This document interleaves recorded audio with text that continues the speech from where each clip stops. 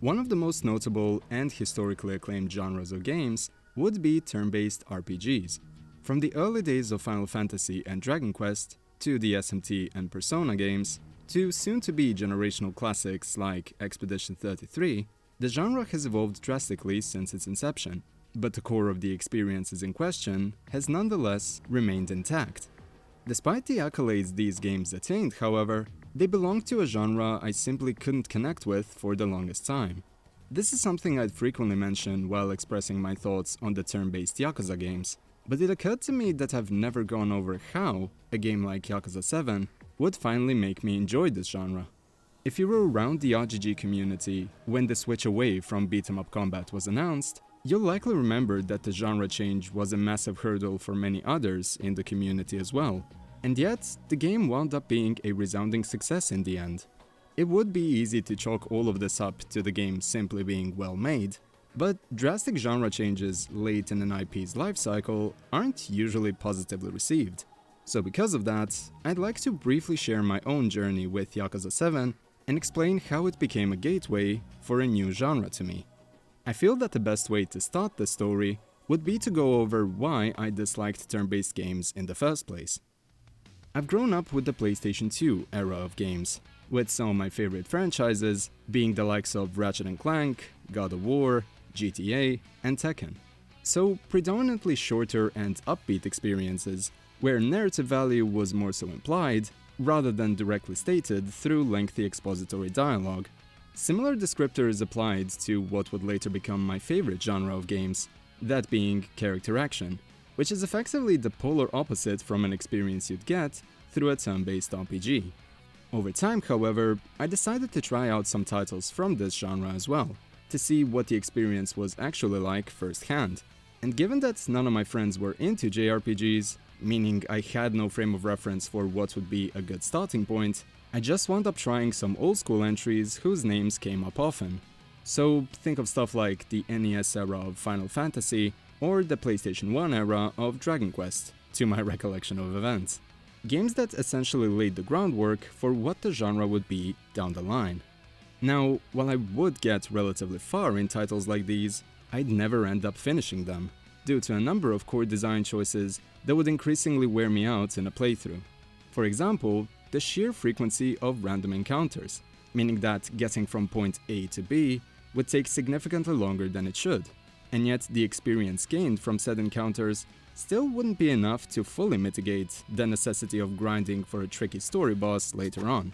More often than not, it felt like the answer to a difficulty spike was just to keep leveling up until you could eventually one-shot God, because this was before things like recommended levels were present within the games.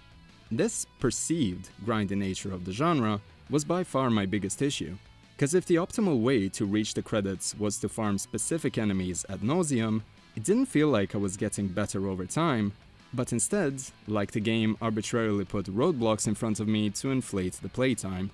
One could theoretically toy around with buffs and debuffs in JRPGs, but inevitably, the older games would have you go through the classic grind eventually. At least that was the impression I got while going in blind into this particular genre. Add to this some gimmicky puzzle sections, perceived padding in the story department, and the frequent lack of New Game Plus, which could make future visits to these games more comfortable by comparison, and it quickly becomes apparent that this genre just wasn't for me at the time. Obviously, not every JRPG is like what I described. It just so happens that the games I tried over the years weren't exactly the best fit for a newcomer with no guides at their disposal. So then, how did Yakuza 7 slowly change this animosity on my end? Well, for starters, Yakuza was arguably the only franchise that could get me to enjoy such a design philosophy in general. Before I tried these games, I was against oddities like the existence of excessive equipment items and side quests sprinkled all throughout the map. And while I wouldn't say that many games incorporate these choices well enough even today, Yakuza's approach, at the very least, made me slowly warm up to the simple, succinct nature of its sub-stories and allowed me to distinguish between equipment meant to customize your experience versus equipment that just gave you an extra push if you were struggling with the combat system. Back to the initial point of this segment, The best thing about Yakuza 7 in particular was that its opening chapters felt like a deliberate transition for beat-em-up fans to understand a different genre, even if this was their very first exposure to JRPGs in general. The difficulty of this game is greatly on the easier side, comparable to Persona 5, for example, meaning that lacking truly in-depth knowledge of its mechanics wouldn't make or break your experience early on, like it might in, let's say, SMT Nocturne. In Yakuza 7, you start off in a familiar map with a familiar setup. You're dealing with a simple collection job while coming to grips with your abilities, just like in Yakuza 1. The fact that the first job you have access to is Freelancer, a job where a great number of attacks involves pressing additional button prompts, also means that the act of repeatedly pressing square, or precisely timing your triangle inputs to beat your opponents, will feel like the rhythm of the early game in the beat-em-up entries, where your attacks are more sluggish and don't hit as hard compared to later in the game. There's also the extra interactivity of attack guarding to consider, which makes an average encounter feel more involved than it would be if you just waited for your and your enemy's attack animations to slowly play out with no stakes. If your inputs were precise enough, you could even handle some late-game bosses at a lower level than you were supposed to be, which added to the sense of accomplishment. To add to all of this, you won't need to worry about weapon or equipment crafting for quite a while, as the Freelancer job doesn't use weapons in a conventional sense as equipables, and as for general equipment, you're given just enough defensive gear to where you're not overwhelmed by their existence, while also possessing the means to optimize your loadout by simply pressing one button in the appropriate menu.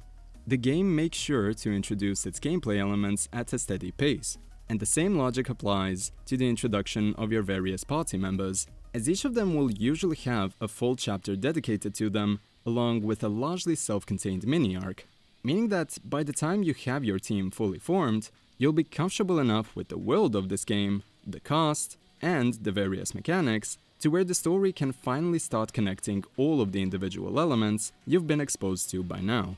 So right off the bat, Yakuza 7 eases you into a new setting and genre quite well, and even if you're still not sure about the turn-based approach at this point, the story is compelling enough to where you will want to keep playing for a bit more, just to see when the classic Yakuza choices regarding estranged brother figures and intense clashes of will eventually show themselves.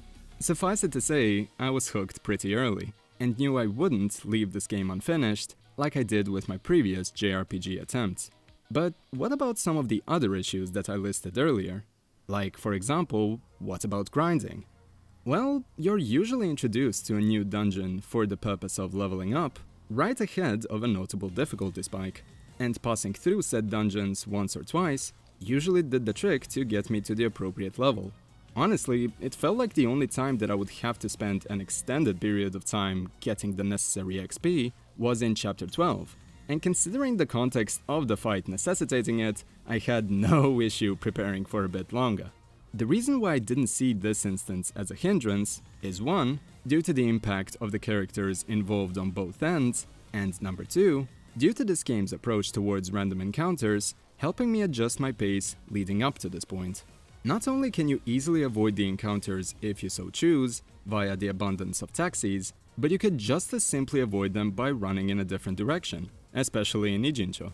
This wasn't like the experience I've had with OG Final Fantasy VII, for example, where encounters would just constantly interrupt me as I was walking around the map. In Yakuza 7, you could clearly see the enemies on the streets ahead of time, along with a difficulty indicator above your minimap, meaning you would get to decide whether or not you'd engage with them. I now realize that there's a multitude of games which featured these design choices for well over 20 years, but seeing all of these genre improvements for the first time for myself, all in an IP that I was well acquainted with, cleared up so many of the initial misconceptions that prevented me from enjoying the steady burn of a great JRPG. Even more importantly than that though, despite this genre shift, Yakuza 7 at its core was genuinely a proper Yakuza experience.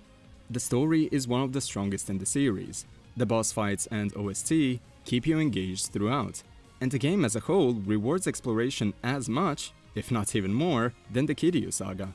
allowing you to get an even deeper understanding of your party members through party chats, and giving you personality boosts, more XP, and better equipment through its variety of side content. I think the reason why this game resonated with so many, myself included, boils down to how RGG didn't just switch genres on a whim.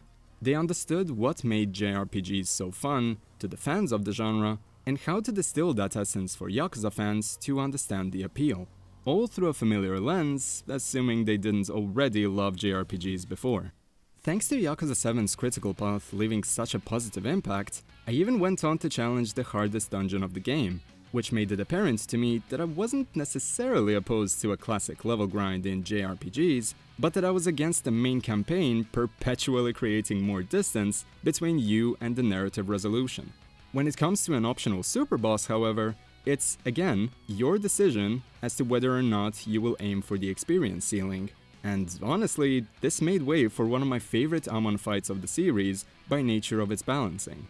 The fact I wound up platinuming both Yakuza 7 and Infinite Wealth is a testament to how positive the experience of this specific entry was when I first played it, to the point where I decided to properly try some other turn-based franchises in the coming years. I eventually wound up falling in love with a multitude of Final Fantasy games, most notably Final Fantasy X, due to its unique gameplay identity, lovable cast, and compelling lore.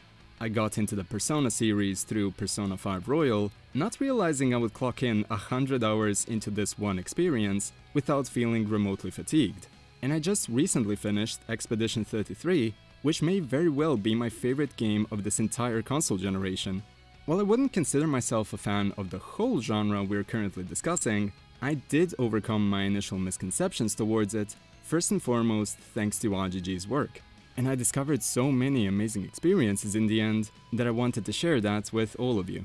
Apologies to any JRPG fans whom I may have infuriated with my earliest impressions of the genre. If nothing else, this goes to show you that all it really takes for someone to finally get their appeal is the right game and a thoughtful community.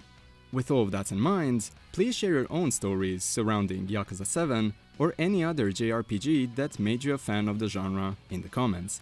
Thank you for watching, as always. So, until next time, take care of yourselves and have a great day. Cheers!